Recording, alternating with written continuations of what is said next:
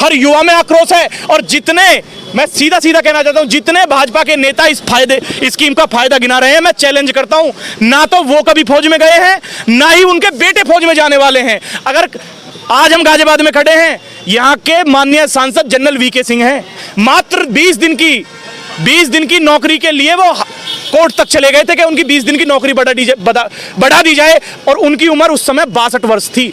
तो ये 62 वर्ष के बुढ़े होकर के 20 दिन की नौकरी बढ़ाने के लिए कोर्ट में चले जाएंगे, वो ठीक है। और जो 21 साल का युवा रिटायर होगा वो गलत है। वो कैसे सही हो सकता है? नमस्कार दोस्तों, जिस प्रकार आप जानते हैं अग्निपथ स्कीम का पूरा देश में विरोध हो रहा है। आज भारतीय किसान यूनियन अम्बावता के पदाधिकारी आए हुए हैं, प्रदेश अध्यक्ष सचिन शर्मा जी, वो अपनी समस्त टीम के साथ आज वो डीएम कार्यालय में पहुंचे हैं ज्ञापन देने इसके विरोध में। भाई साहब, क्या कुछ कहना चाहते हैं, क्यों इस स्कीम का विरोध कर रहे हैं? देखिए, आज भारतीय किसान यूनियन अम्बावता के नेतृत्व में, सचिन शर्मा जी और राहुल यादव के नेतृत्व में आज गाजियाबाद के एसडीएम महोदय को माननीय राष्ट्रपति के नाम हमने ज्ञापन दिया है, जिस ज्ञापन में हमारी सीधी सी मांग है कि ये सरकार चाहती क्या है। ये सरकार फौजियों को भी, हमारे देश के सैनिकों को भी क्या अंबानी अडानी का गुलाम बनाना चाहती है? ये आप साजिश समझो सरकार की क्या है। ये प्रैक्टिस करवा के ट्रेनिंग दी जाएगी सरकारी खर्चे से, 4 साल बाद निकाल कर उन्हें वर्कफोर्स बना दिया जाएगा अंबानी और अडानी का। ये है टेक्निकल पॉइंट।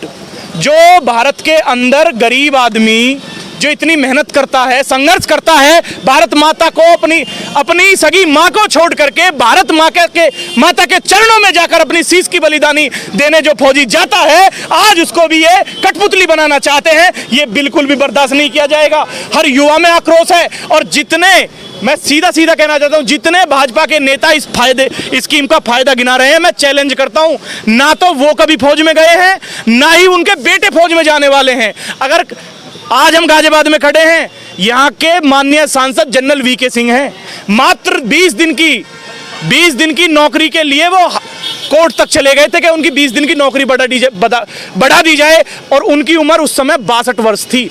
तो ये 62 वर्ष के बुढ़े होकर के 20 दिन की नौकरी बढ़ाने के लिए कोर्ट में चले जाएंगे, वो ठीक है। और जो 21 साल का युवा रिटायर होगा वो गलत है। वो कैसे सही हो सकता है? फिर सरकार के कुछ पक्ष में रखना चाहूँगा। सरकार ने बोला है कि 4 साल में जो युवा वहाँ नौकरी करके आएगा, अगर कोई युवा अवस्था में लाखों रुपए कमा लेता है, उसके बाद ही प्राइवेट सेक्टर में। अरे कितने लाखों भाई, जिस जगह खड़े हो, 1 गज जमीन, एक खाट कुर्सी बिछाने की जमीन यहाँ 15 लाख की है, 10 लाख की। राजनगर एक्सटेंशन की बात कर रहा हूँ मैं, राजनगर गाजियाबाद की बात कर रहा हूँ। नोएडा में भी यही हाल है। मतलब एक कुर्सी घेरने के लिए ये 10 लाख रुपए कोई ज्यादा होता है? क्या होता है 10 लाख रुपए? सरकार ने बोला है जैसे 100% वैकेंसी होती है आर्मी की, उसमें सिर्फ 3% सीओडी होगी। मेरी बात सुनो, सरकार, मैं चैलेंज करता हूँ खुलेआम पूरे भारतवर्ष में, सरकार 11 लाख की जगह एक फौजी को 5 करोड़ रुपया दे 4 साल के बाद, सब देखो खुश हो जाएंगे, किसी को कोई दिक्कत नहीं होगी। दूसरी बात, हम फिर भी ये डिमांड करेंगे कि नौकरी स्थायी रखी जाए,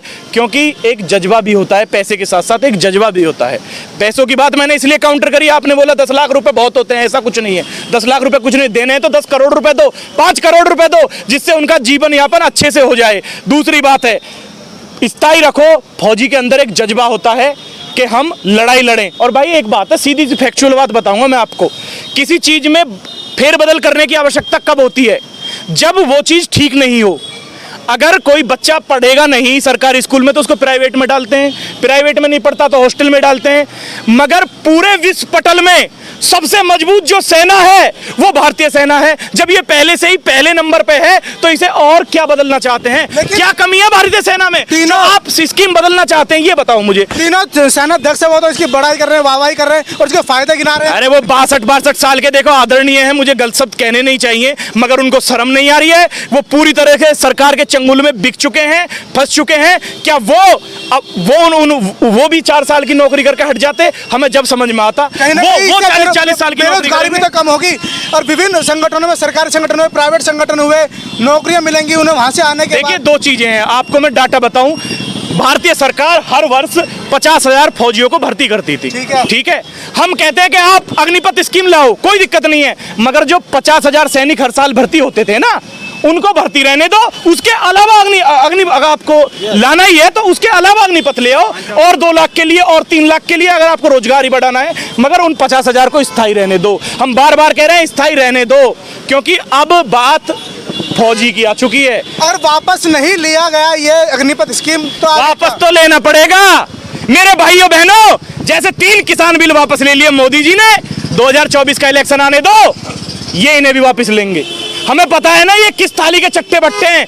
ये वोट के लिए भारत देश को बेच सकते हैं, आपको बेच सकते हैं, मुझे बेच सकते हैं। ये सेना को भी बेच रहे हैं, किसानों को बेचने का काम किया। ये किसी के सगे नहीं है। जल्दी आंख खोल लो।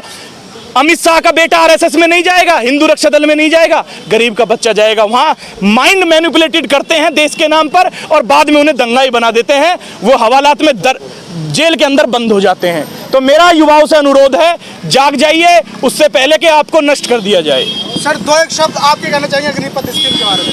देखिए, पहले किसान रोड पे था, अब जवान रोड पे आ रहा है। तो हम कहना चाह रहे हैं ये अपनी आंख खोल ले सरकार, वरना जो हाल पहले हुआ था वो हाल करके दिखाएंगे। रोड जाम कर देंगे, चक्का जाम कर देंगे, तालाबंदी होंगी। ये किसान और जवान झुकने वाला नहीं है, ये हम सरकार को बताना चाहते हैं। सर क्या कुछ कहना चाहेंगे अग्निपथ स्कीम के बारे में? देखिए, ये जो समस्या है ये युवाओं की समस्या तो है ही है, और ये समस्या वास्तव में जुड़ी हुई है किसानों से। पूरे देश के किसानों के ही बच्चे फौज में जाते हैं। आप मुझे बताइए, जब 1 करोड़ से भी ज़्यादा पद भारत सरकार में विभिन्न विभाग में खाली हैं, जो राहुल भाई ने बताया कि जो हमारी रेगुलर नियुक्ति हो रही थी 50,000, आप उस वे में करिए। इसको एडिशनल लाना चाहते हैं तो करिए, कोई आपत्ति नहीं है। लेकिन जिस तरीके से ठेकेदारी प्रथा में इन्होंने आईएएस के लिए लेटरल व्यवस्था में ला के लगभग 81 लोगों को आईएएस दे दिया, इसी तरीके से फौज में करना चाह रहे हैं, ये संभव नहीं है। युवा देश का जो है जाग चुका है, किसी भी कीमत पे इसको स्कीम को लागू नहीं होने देगा।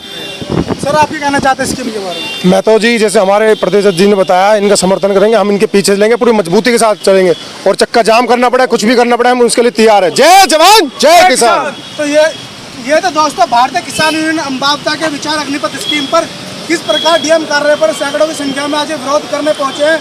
और उन्होंने कहा जैसे भारतीय किसान यूनियन के दबाव में आकर, संयुक्त किसान यूनियन के दबाव में आकर मोदी जी ने वो बिल वापस लिया था कृषि कानून, इसको भी मोदी जी पर झुकाकर छोड़ेंगे। इसके साथ ही आपको इस मुद्दे पर क्या कहना है, कमेंट सेक्शन में अपनी राय जरूर देना। उसके साथ ही साथ दोस्तों अपनी राय के तौर पर जरूर कमेंट जरूर करना। जय जवान जय किसान, जय जवान